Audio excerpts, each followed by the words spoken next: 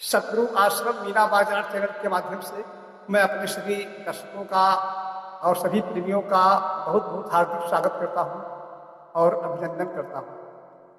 साथियों, मेरे एक भक्त ने मेरे पास फोन किया था और वो कह रहे थे कि महाराज जी, हम बड़ा परेशान हो जाते हैं कभी कभी, क्योंकि ऐसे कोई व्यक्ति हमारे पास आ जाता है जिसकी ऐसी कुछ पता नहीं क्या हो जाता है, जो हमारे सामने आ जाते हैं तो हम बड़ी उलझन जैसी बन जाती है और एक बेचैनी आ जाती है और जितनी भी हमारे दिमाग में शांति होती है वो सब चली जाती है। आखिर ऐसा क्यों हो जाता है? जबकि हमसे कोई अपशब्द भी नहीं बोलते हैं और कुछ भी नहीं, लेकिन पता नहीं क्यों मेरे अंदर एक उलझन आ जाती है। तो प्रेमियों, इसके लिए मैं बताना चाहूँगा कि इसमें कोई परेशान होने की बात नहीं है, न तो घबराने की बात है। एक बात आपको हम बताएं जो कि रियलिटी है, वास्तविकता है, और वास्तविकता ये है कि शरीर रूपी पिंजरे में जो आत्मा बैठी हुई है, ये नाना प्रकार के शरीरों को धारण किया करती है। आज हम मानव शरीर में हैं, कर्मों के आधार पर हम कुत्ते की योनि में, जानवरों की योनि में, पशु पक्षियों की योनि में कहीं भी हम जा सकते हैं, हमारी आत्माएं जाती हैं। और जब हमारे कुछ संस्कार कम होते हैं, कुछ हम बुरे संस्कारों से निवृत्त हो जाते हैं, भोग लेते हैं, तो पुनः अच्छे कर्म करने के लिए मानव शरीर में फिर आत्मा प्रवेश करा दी जाती है और ये मानव शरीर दे दिया जाता है।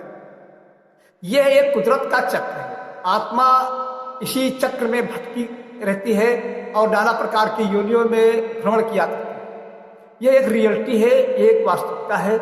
आत्मा अजर है, अमर है, अविनाशी है, कभी मरती नहीं है, लेकिन वह अपने कर्मों के आधार पर नाना प्रकार की योनियों में भ्रमण किया करती है और जब भ्रमण मिट जाता है तो उसी का नाम मुक्ति है। जब नाना प्रकार की योनियों में आना जाना हमारा मिट जाएगा तभी हमारी मुक्ति होगी, उसी को मुक्ति कहा जाता है, यानी आवागमन से रहित कहा जाता है। तो ऐसा कुछ चक्र चला करता है और अधिकांश, क्या हमें लगता है 80% लोग इस पर ध्यान नहीं देते हैं, केवल अपने शरीर को देखते हैं, अपने परिवार को, धन को, संसार को देखते हैं, लेकिन आत्मा का विचार लोग नहीं करते हैं। जबकि हमारे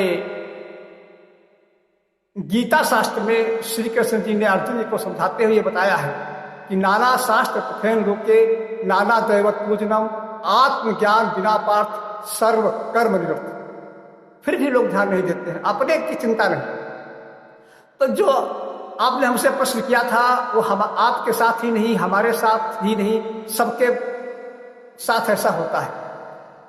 देखिए, कुछ आत्माएं ऐसी होती हैं जो कुत्ते की योनि में होती हैं। कुत्ता तो आप लोग जानते हैं। तो कुत्ते की योनि में जब वो आती हैं और कुछ भोग लेती हैं और भोगने के बाद कुछ संस्कार कम पड़ते हैं, कुत्ते की योनि से निकल करके जब वो मानव शरीर उनको दे दिया जाता है, तो ऐसी स्थिति में आत्मा मानव शरीर में आ जाती है, लेकिन उसके जो विचार, कर्म या उसकी जो आदतें वो कुत्तों जैसी बनी रहती है। कुत्ता गुर्राया करता है, भौंका करता है, गंदगी खाया करता है, वो उसकी कुछ न कुछ असर, कुछ न कुछ उसकी आदत पिछले जन्म की बनी रहती है इस मानव शरीर में आने के बाद।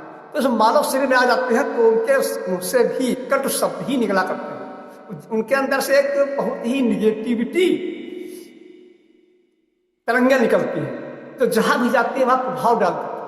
वो अगर आप शांत प्रकृति में हैं, अच्छे विचारधारा में बैठे हैं, लेकिन फिर भी अगर वो व्यक्ति आपके पास आ जाए तो उसकी गलती नहीं है कि उसके शरीर से जो निकलने वाली ऊर्जा शक्ति है उसी का प्रभाव पड़ जाता है। तमाम लोगों के साथ ऐसा हुआ करता है और तमाम नहीं, लगभग हर व्यक्ति के साथ ऐसा होता है।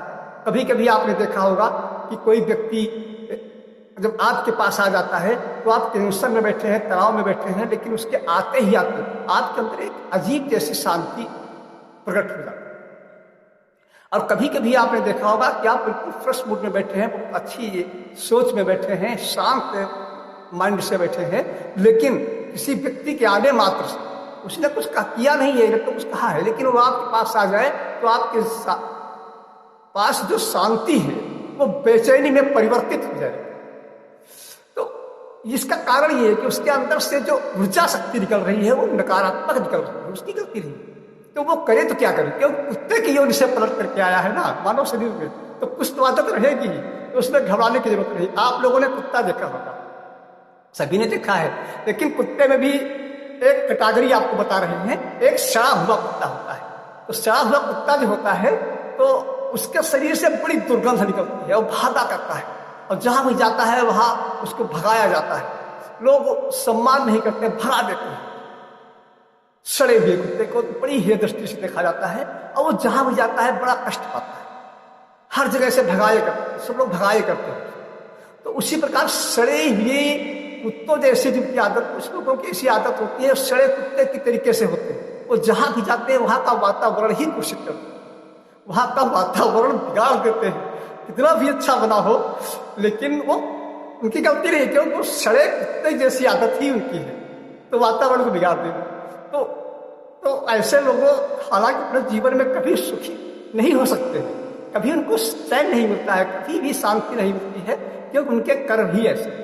ऐसी स्थिति में हमको, आपको और सबको सोच के चलना है, थोड़ा उनसे ज्यादा तनाव भी नहीं करना है, टेंशन भी नहीं लेना है, और थोड़ा उनसे दूरी बना करके रहना है शांति के साथ, क्योंकि वो तो सड़े कुत्तों की तरीके से दुर्गंध फैलाएंगे ही फैलाएंगे, क्योंकि जब उनके पास दुर्गंध ही है तो सुगंध कहाँ से गए।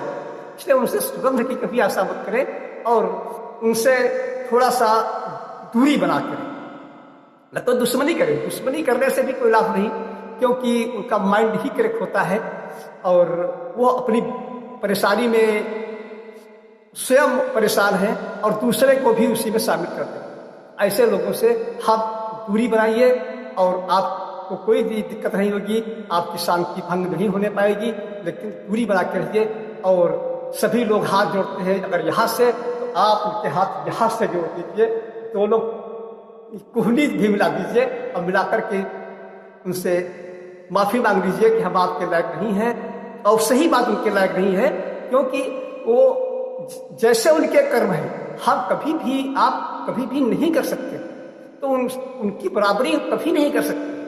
और उनसे अगर कहा भी जाए तो वो मानेंगे नहीं, क्योंकि उनके अंदर एक जो सड़ा कुत्ता होता है, उसके माइंड में विकलांगता आ जाती है, एक पागलपन जैसा आ जाता है, वो काट भी सकता है। तो ऐसे लोगों से होशियार और थोड़ा दूरी बना कर रहो, और मालिक का स्मरण भजन करो, और कभी जीवन में कोई बात नहीं होगी। और वो तो अपने कर्मों की सजा भोग ही रहे हैं और भोगते ही रहेंगे, लेकिन उनके कर्मों में हम और आप कभी भी शामिल न हो। हमेशा अच्छी सोच रखो, अच्छे कर्म करो, और सबसे बड़ा एक गुरु मंत्र है जिसके बिना सारे कर्मकांड और सारा कुछ धर्म ही निर्जीव जैसा हो जाता है। एक गुरु मंत्र हम आपको बता रहे हैं, दुनिया में अगर आए हो तो कभी भी किसी के साथ ऐसा कोई भी शब्द न निकाले, कोई भी कर्म न करे, कोई भी ऐसा व्यवहार न करे जिससे उसकी आत्मा को कष्ट हो। क्योंकि अगर किसी की आत्मा को कष्ट होता है तो वो कष्ट डायरेक्ट परमात्मा होता है, क्योंकि परमात्मा किसी बच्चे हैं। अब वो अलग बात है कि वो अपने कर्मों के आधार पे, अपनी आदतों के मुताबिक कर्म कर रहे हैं, जिससे हम लोग प्रभावित होते हैं, परेशान हो जाते हैं, लेकिन उस ऐसी स्थिति में थोड़ा सा धैर्य की जरूरत होती है, शांति की जरूरत होती है। और बाकी तो कर्म प्रधान देश है, जो जैसा करेगा वो वैसा भोगेगा, जैसी करनी वैसा फल, आज नहीं तो निश्चय कल, उसको कोई भी रोक नहीं सकता। तो बस हमारा वीडियो यहीं तक, और फिर मुलाकात होगी अगले वीडियो में। तब तक आप लोग धैर्य बनाए रखें और शांति बनाए रखें, अपने परमपिता परमात्मा का ध्यान स्मरण भजन करें। ये समाज है, ये संसार है, इसमें होता रहेगा और होता रहा है और हो रहा है, लेकिन सुधारने की अपने को जरूरत है, कंट्रोल करने की अपने को जरूरत है। आप स्वयं के कंट्रोलर। और फिर मुलाकात होगी अगले वीडियो में। तब तक के लिए आप सभी के लिए हमारी बहुत बहुत हार्दिक शुभकामनाएं।